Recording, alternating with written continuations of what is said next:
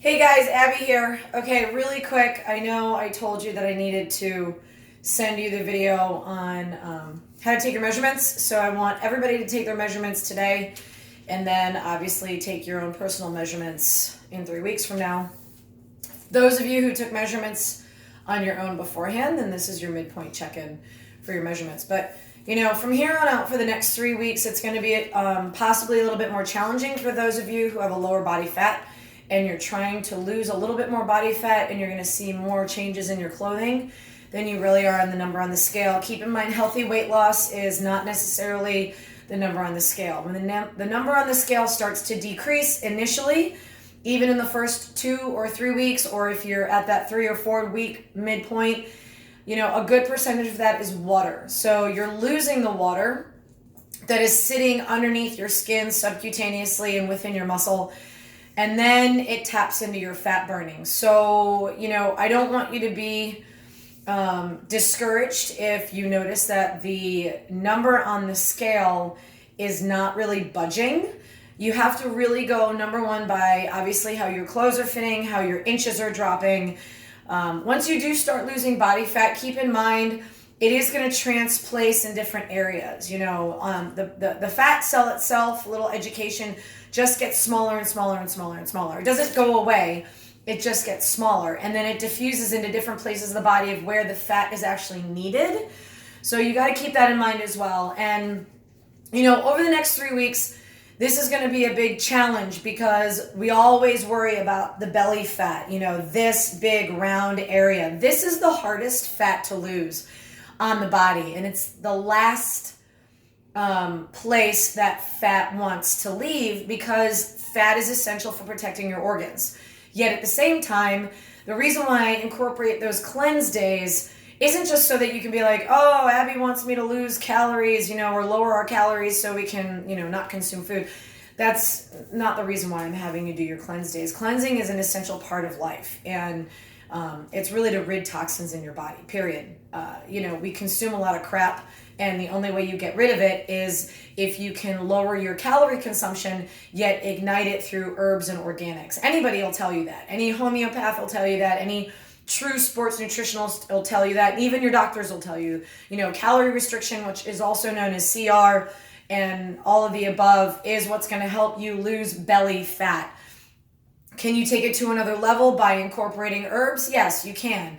Incorporating amino acids? Yes, you can. Incorporating minerals that we need to absorb into our body? Yes, you can. So that's the reason why I throw that in there. Apple cider obviously is a huge belly fat igniter, but at the same time, it's not the only thing that's going to be an end-all be-all. So with that being said, moving forward, I'm going to show you the points of where you need to take your measurements today and then compare them on your last day of your weigh-in and the end of the transformation challenge. So grab a tape measure, have your significant other, your child, your spouse, whoever is in the house, do your measurements for you, because then they have to do the same measurements again in 3 weeks from now. And honestly, I would wear the same clothing or be completely, half naked or naked, whoever's going to do it for you. You just want to make sure that you have minimal clothing that's going to give you bulk. So my personal opinion, I would like you to do it in centimeters, not in inches, in centimeters. So, the small little numbers, it's not focusing. The small little numbers on the bottom. So you want to do it in centimeters. Now, I want you to take it in the mid part of your tricep. How you do that is you find the top of your shoulder bone, this bony process right here, and you go right to your elbow joint, and then you go to the halfway point on that. For me, it's right up on that tricep, the part really where that arrow is on that tricep. For the majority of us, I'm not going to say you, but for the majority of us, that's the length of the upper arm. And then you want to take that and you want to, make sure that you are taking it and you want to relax your arm, not flex it. You want to relax it. So you want that around the middle part of the arm bone. That's placement number one. Placement number 2 for men and women, when you have your significant other take your chest measurement, you want to make sure that it is on the nipple line. You don't want to be above, you don't want to be below. Men and women, when you have them do it, have them stand behind you so that they are taking it here, and then you have to drop your arms completely and relaxed so that your lats are relaxed, your shoulders are relaxed, and your pecs are relaxed. So arm tricep number 1. It doesn't really matter if you want to do both sides. You can, right arm and left arm. One arm is going to be bigger than the other because of the dominance. So if you want to do your own point of reference and do your right arm and then do your left arm, you can. Then I want your chest right at the nipple line. And then you want to go right to 1 inch above your belly button. That is your true waist. I want 1 inch above your belly button. So you have that. And then you want to take your buttocks. So the reason why you want to do your buttocks is you want to find your hip crease. So once you find your hip crease where you hold that tape measure, then your significant other is around you. And again, as I mentioned, you want to make sure that it's not super pulled tight around the body. You want to just have it overlay so that you have it there. That is your hip crease. That's a little too high for me. So you want to make sure that it is all the way around that hip crease, and you can hold the tape measure at that hip crease right there when you squat. And then you want to take your thigh measurement. Now, when you take your thigh measurement, the reality of taking your thigh measurement is you want to find that hip crease, right? That's where you're going to anchor the top of your tape measure, and then you measure the whole entire femur from your hip crease. So, for example, to the front of your kneecap, and that's about, for me, that's 16, about maybe 15 3/4. And you go to that halfway point. So for me, it's going to be at about, 8, just below 8. Then what you want to do is you want to relax that leg completely. Have it go in front. Hold that there, and then that's where you're going to take your measurement on that thigh area. So, you want to make sure that it's not totally loose, that it is kind of taut on your thigh, and you have it right there on your thigh. Now, you can also do your calf. If you're going to do your calf, you just take it at the widest part. That's totally up to you, but honestly, your calf really isn't going to change that much. It's 3 weeks out, and if you're somebody that really wants to change your calf, I'll just going to be honest with you, your calf is genetic, and it's going to take a really long time with you and to build it. But other than that, those are your measurements. You have your tricep is your measurement number 1, your chest is your measurement number 2, an inch above your belly button is measurement number 3, your buttocks is measurement number 4, your thigh is measurement number 5, and your calf is measurement number 6.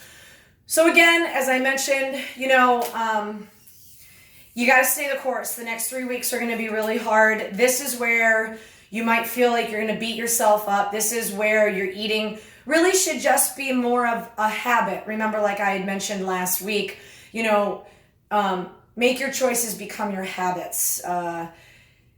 Don't be guilty. Don't feel guilty if, you kind of splurged on one day. I took that picture of my cookies on my couch, and, I had a couple cookies. I'm not going to lie. Did they taste good? Actually, not really. So I'm kind of done. It's a box sitting in my pantry. So take the next 3 weeks, really focus on your measurements. And other than that, if you guys have any questions about anything, don't hesitate. Email me, text me. You know how to reach me, or I'll see you in the studio. All right, you guys, good luck. Stay the course. Remember, complex carbohydrates this week, only oatmeals, quinoas, and sweet potatoes. Just get all natural organic carbohydrates in you. If you have your carbohydrates from whatever protein shake that you're going to have, then obviously that's what you want. And watch your sugars. I know that this is the point where everybody's just kind of like, we had that 1 week of no sugar. Stay true to the course and use that as your turnover. Kind of keep that tipping point on that scale. Other than that, you guys are doing awesome, and make sure that you look at that email that I sent out for Trey's coaching challenge this week. Don't forget, we have the Creve Core group challenge, the final team workout, which will be at Creve Core on March 24th at 6:30 in the morning. We're going to start promptly at 6:30. Some of us coaches will obviously be there. I'll be there. And then maybe you guys will follow me over to the studio and take Orange Theory at the studio because I get a coach there on that day also. And then our grand party, we are going to have a transformation challenge party for all of us, woohoo, on the 25th. That's going to be Sunday evening from 5 to 7 p.m. And it's going to be a healthy, happy hour potluck environment. So I would love for you guys to start looking at your recipes and all of us bring in a potluck dish. I'll organize that so we don't have too much food, and then we can kind of figure out who's going to bring what, and then we'll supply the bubblies for that. So other than that, you guys are doing awesome. Take your measurements, storm away, and then do them again in 3 weeks. Have an awesome day. See you in the studio.